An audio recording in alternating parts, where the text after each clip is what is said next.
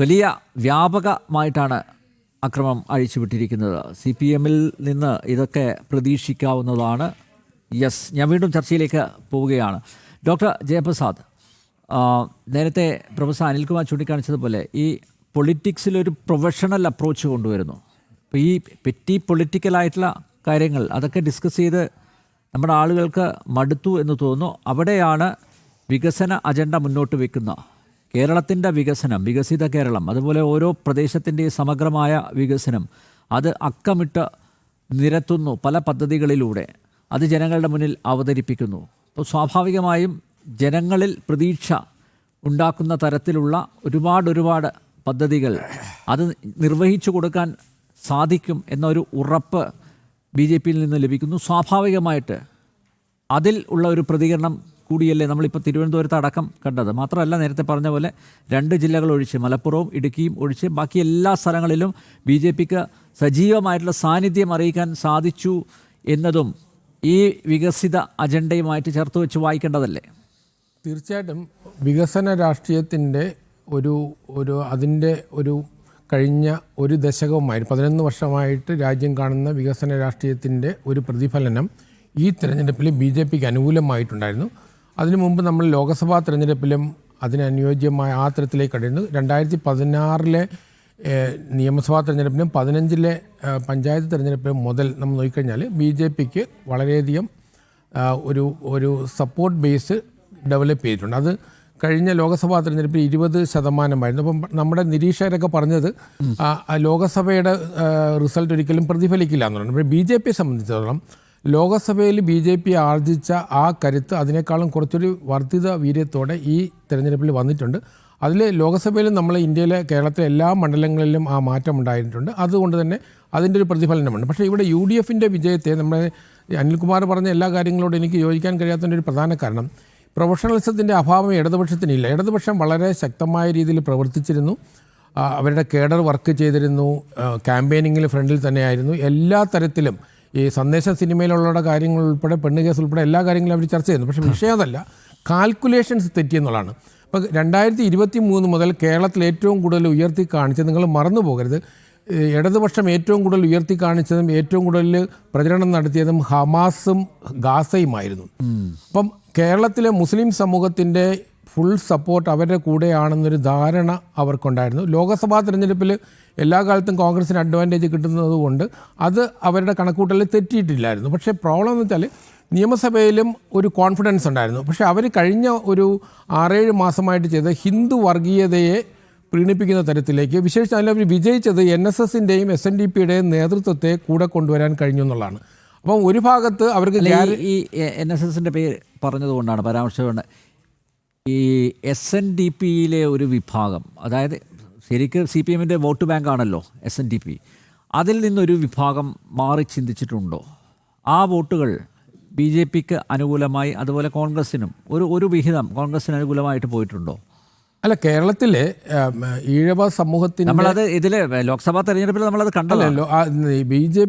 കേരളത്തിലെ BJP-യുടെ വളർച്ച എന്ന് പറഞ്ഞാൽ ഹിന്ദു സമൂഹത്തിൻ്റെ പൊതുവായി എല്ലാ അടിസ്ഥാന ജനവിഭാഗങ്ങളെയും ഒരുപോലെ തന്നെ സ്വാധീനിച്ചിട്ടുണ്ട്. അതിൽ SNDP-യും NSS-ഉം ഒരു വോട്ട് ബാങ്ക് അല്ല, അത് നമ്മളൊരു ആർട്ടിഫിഷ്യലായിട്ട് പറയുന്നതാണ്. അതിനൊരു പ്രധാന കാരണം ഞാൻ പറഞ്ഞത്, ആഗോള അയ്യപ്പ സംഗമം നടത്തുമ്പോഴത്തേക്കും SNDP-യും NSS-ഉം അതിൽ പങ്കാളികളാകുകയും അതിലൂടെ ഒരു കോൺഫിഡൻസ്, വളരെ നല്ലൊരു പിന്തുണ ഗവൺമെൻറ്റിന് കിട്ടുമെന്ന് തെറ്റിദ്ധരിച്ചതാണ്. അതാണ് ഞാൻ കാൽക്കുലേഷൻ തെറ്റിയതാണ്. മാത്രമല്ല, ശബരിമലയിലെ സ്വർണ്ണക്കൊള്ളയുടെ കാര്യത്തിൽ NSS-ഓ SNDP-യോ ആധികാരികമായിട്ട് അതിനെ എതിർക്കുകയോ ഗവൺമെൻറ്റിനെതിരായിട്ട് എന്തെങ്കിലും വിമർശനം നടത്തുകയോ ചെയ്തിരുന്നില്ല. അതും CPM-ന് അമിതമായ ആത്മവിശ്വാസം കൊടുത്തിരുന്നു. കാരണം കേരളത്തിലെ മുസ്ലിം സമൂഹം ഈ തെരഞ്ഞെടുപ്പിൽ പ്രകടമാക്കിയതുപോലെ ഇടതുപക്ഷത്തെ ഒഴിവാക്കുമെന്ന് അവർ കരുതിയിരുന്നില്ല. കാരണം എല്ലാ കാലഘട്ടത്തിലും പാർലമെൻറ്റ് തെരഞ്ഞെടുപ്പിന് വിഭിന്നമായി 2004 മാത്രമാണ് പാർലമെൻറ്റിൽ അതിൻ്റെ ബെനിഫിറ്റ് കിട്ടുന്നത്. ബാക്കി എല്ലാ തെരഞ്ഞെടുപ്പുകളിലും കേരളത്തിലെ മുസ്ലിം സമൂഹം ഇടതുപക്ഷത്തോട് നിന്ന്. അതിന് പ്രധാന കാരണം ഈ 98-ന് ശേഷം വാജ്പേയി അധികാരത്തിൽ വന്നതിന് ശേഷം വളരെ ശക്തമായ രീതിയിൽ കേരളത്തിലെ ന്യൂനപക്ഷങ്ങളെ സഹായിക്കാൻ അല്ലെങ്കിൽ അവരെ സംരക്ഷിക്കാൻ CPM-നെ കഴിയുള്ളൂ എന്നുള്ളൊരു നറേറ്റീവ് അവർ ഡെവലപ്പ് ചെയ്യുകയും അത് കേരളത്തിലെ മുസ്ലിങ്ങളിൽ വലിയൊരു ശതമാനം വിശ്വസിക്കുകയും ചെയ്തിരുന്നു.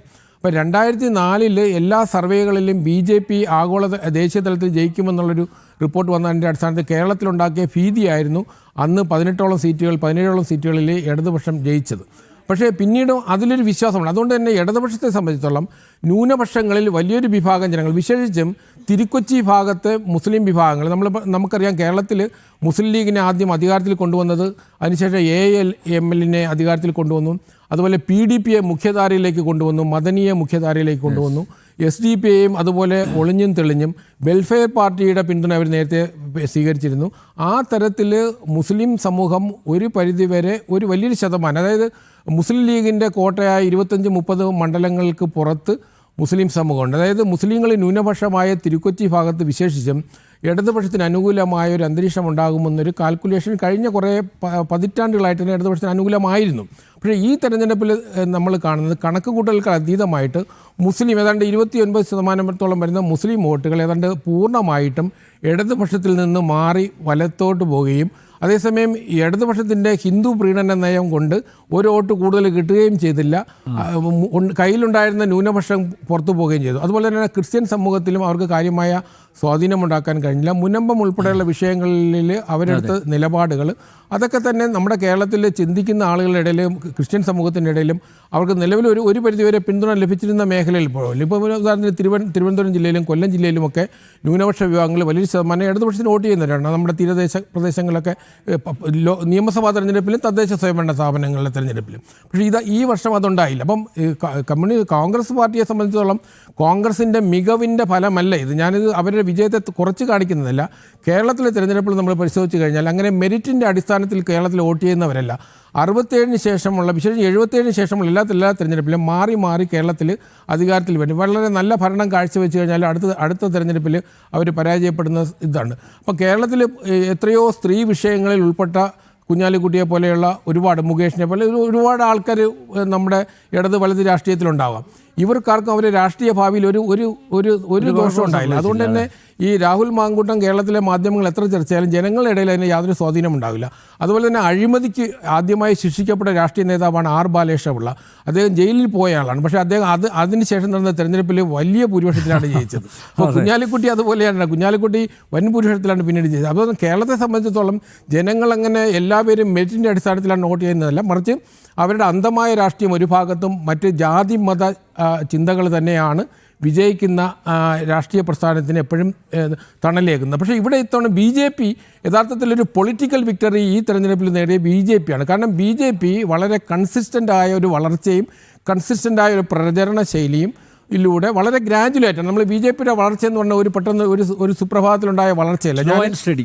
വളരെ ഉദാഹരണത്തിന് തിരുവനന്തപുരം കോർപ്പറേഷനിൽ നമ്മളിവിടെ എടുത്തു പറയേണ്ടതും ചർച്ച ചെയ്യേണ്ടതും ശ്രീ ഹരി മറുപടി പറയേണ്ടതാണ്. 2020 BJP ജയിക്കേണ്ടതായിരുന്നു.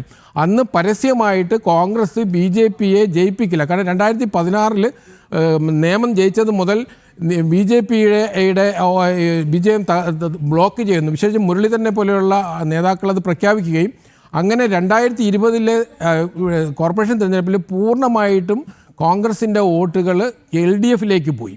അങ്ങനെ കേരളത്തിൽ ഇന്നിപ്പം കോൺഗ്രസ് ജയിച്ചതിൽ 10ലധികം സീറ്റുകൾ കഴിഞ്ഞ തവണ LDFിന് പോയത് അങ്ങനെ ന്യൂനപക്ഷ കേന്ദ്രീകൃതമായിട്ടുള്ള തീരദേശ മണ്ഡലങ്ങൾ വിശേഷിച്ചും. അപ്പോൾ അതിൽ നിന്ന് വിഭിന്നമായിട്ട് ഈ തെരഞ്ഞെടുപ്പിൽ അവർ അവിടെ കുറച്ച് വോട്ടുകൾ റീഗെയിൻ ചെയ്യാൻ വന്നിട്ടുള്ളൂ. മുരളീധരൻ 2021 നിയമത്ത് വന്ന് മത്സരിച്ച് തന്നെ ജയിക്കാൻ വേണ്ടിയിട്ടുള്ള BJPയെ തോൽപ്പിക്കാൻ വേണ്ടിയിട്ട്. അപ്പോൾ നമ്മൾ ഇതിൻ്റെ അകത്തുള്ളൊരു കമ്മ്യൂണൽ അജണ്ട ഇല്ലാതെ ഇതൊരു പൊളിറ്റിക്കൽ വിക്ടറിയാണ്, കോൺഗ്രസിൻ്റെ നേട്ടമാണ്, അല്ലെങ്കിൽ രാഹുൽ ഗാന്ധിയുടെ നേട്ടമാണെന്ന് നമ്മൾ പറഞ്ഞത് ശരിയല്ല. പക്ഷേ മുസ്ലിം സമൂഹത്തെ പ്രീണിപ്പിക്കുന്നതിൽ കമ്മ്യൂണിസ്റ്റ് പാർട്ടിയെക്കാളും കോൺഗ്രസ് വിജയിച്ചു എന്നുള്ളത് നമ്മൾ യാഥാർത്ഥ്യം അംഗീകരിച്ചേ കഴിയുള്ളൂ. അതേസമയം ക്രിസ്ത്യൻ വോട്ടുകളിൽ കോൺഗ്രസിന് നേരത്തെ ഉണ്ടായിരുന്ന ആ ഒരു അപ്രമാദിത്വം ഉണ്ടെന്ന് പറയാൻ കഴിയില്ല. വിള്ളൽ വീണിട്ടുണ്ട്. അതിന്റെ തോത് ഞാൻ ഇതിന്റെ തോത് നമുക്ക് പറയാൻ കഴിയുന്നത് അടുത്ത ഡീറ്റെയിൽസ് വരുമ്പോഴാണ്. മാത്രമല്ല നമ്മൾ ഈ തെരഞ്ഞെടുപ്പിൽ നമ്മൾ കാണേണ്ടത് കോൺഗ്രസിൻ്റെ പല മുനിസിപ്പാലിറ്റികളിലും നമ്മൾ ചില സ്ഥലങ്ങളിൽ CPMന് അഡ്വാൻറ്റേജ് ഉണ്ടായി, കോൺഗ്രസിന് ഒരുപാട് ദോഷം ഉണ്ടായിട്ടുണ്ട്. അങ്ങനെ കേരളത്തിലൊരു കോൺഗ്രസ് തരംഗമുണ്ടായിരുന്നെങ്കിൽ തിരുവനന്തപുരത്ത് കോൺഗ്രസ് തിരിച്ചു വരേണ്ടതായിരുന്നു. അപ്പോൾ എന്തുകൊണ്ട് തിരുവനന്തപുരത്ത് തിരിച്ചു വന്നില്ല? അപ്പോൾ അതുപോലെ തന്നെയാണ് പല മുനിസിപ്പാലിറ്റിയുണ്ട്. ഞാനതിൻ്റെ ഒരു ഓടിച്ചിട്ട കണക്ക് നോക്കിയപ്പോഴേ പല മുനിസിപ്പാലിറ്റികളിലും കോൺഗ്രസിന് ക്ഷീണം ഉണ്ടാക്കിയിട്ടുണ്ട്. ഞാൻ പറഞ്ഞത് സീറ്റിന്റെ കാര്യത്തിലാണ്, ഭൂരിപക്ഷത്തിന്റെ കാര്യത്തിലല്ല. അപ്പോൾ കോൺഗ്രസിനും BJPയുടെ വളർച്ച ഇടതുപക്ഷത്തിനും കോൺഗ്രസിനും ഒരുപോലെ ഉണ്ടായിട്ടുണ്ട്. പക്ഷേ കോൺഗ്രസിന് ന്യൂനപക്ഷത്തിൻ്റെ, വിശേഷിച്ച് മുസ്ലിം ന്യൂനപക്ഷത്തിൻ്റെ പൂർണ്ണമായ പിന്തുണ കോൺഗ്രസിന് കിട്ടിയതുകൊണ്ട് തന്നെ കോൺഗ്രസിന് ആ ക്ഷീണം പുറത്തു വന്നിട്ടില്ല. അപ്പോൾ അതേസമയം തന്നെ മറ്റ് ചില മേഖലകളിൽ ഇപ്പോൾ മുനമ്പത്ത് BJP ജയിച്ചിട്ടുണ്ട്. അതുപോലെ പല മേഖലകളിലും നമ്മൾ പ്രതീക്ഷിക്കാത്ത തരത്തിൽ പൂഞ്ഞാറ് ഒരു പഞ്ചായത്ത് BJP ഭൂരിപക്ഷം കിട്ടി നമ്മൾ. അപ്പോൾ ആ തരത്തിൽ നമ്മൾ പ്രതീക്ഷിക്കാത്ത പല മേഖലകളിലും ഒരുപക്ഷെ കോൺഗ്രസും കേരള കോൺഗ്രസും ഒക്കെ ഉണ്ടായിരുന്ന സ്ഥലങ്ങളിലേക്ക് BJP കടന്നു വന്നിട്ടുണ്ട്. കേരളത്തിൽ യഥാർത്ഥത്തിൽ പൊളിറ്റിക്കൽ വോട്ടാണ് BJP കിട്ടുന്നത്. ഹിന്ദു വർഗീയ വോട്ടല്ല BJP കിട്ടുന്നത്. കാരണം കേരളത്തിലെ ഹിന്ദുക്കൾ അങ്ങനെ വർഗീയമായി ചിന്തിച്ചിരുന്നെങ്കിൽ എന്നേ BJP അധികാരത്തിൽ വരേണ്ടതാണ്. അപ്പോൾ അതുകൊണ്ട് ഈ തെരഞ്ഞെടുപ്പിനെ നമ്മൾ അവലോകനം ചെയ്യുമ്പോൾ ഇതിൻ്റെ പുറകിലുള്ള വർഗീയ ധ്രുവീകരണം, അത് ഞാൻ ഇതിനെക്കുറിച്ച് നമുക്ക് വിശാലമായൊരു ചർച്ച, ഈ ഡീറ്റെയിൽസ് ആയിട്ടുള്ള കണക്കുകൾ വരുമ്പോഴത്തേക്കും മാത്രം നമുക്ക് ചർച്ച ചെയ്യാം. മാത്രമല്ല ഒരു കാര്യം കൂടെ പറയേണ്ടത്, പാലക്കാടും അതുപോലെ പന്തളത്തും BJPയുടെ വോട്ട് ഷെയറിൽ കുറവുണ്ടോ അതോ അവിടെ ഏതെങ്കിലും തരത്തിലുള്ള പോളറൈസേഷൻ ഉണ്ടായോ എന്നുള്ളത് നമ്മൾ കൂടുതൽ ചർച്ച ചെയ്യേണ്ട വിഷയമാണ്. ഒരുപക്ഷെ BJPയുടെ വോട്ടിൽ കുറവുണ്ടെങ്കിൽ അത് BJPയുടെ പരാജയമാണ്. ഇനി BJPയുടെ വോട്ടിൽ കുറവ് വരാതിരിക്കുകയും എന്നാൽ സീറ്റിൽ കുറവ് വന്നിട്ടുണ്ടെങ്കിൽ അവിടെ ചില പോളറൈസേഷൻ നടന്നിട്ടുണ്ട് എന്നുള്ളത് നമ്മൾ 2020 തിരുവനന്തപുരം കോർപ്പറേഷൻ തിരഞ്ഞെടുപ്പിൻ്റെ പശ്ചാത്തലത്തിൽ നമ്മൾ അവലോകനം ചെയ്യാം.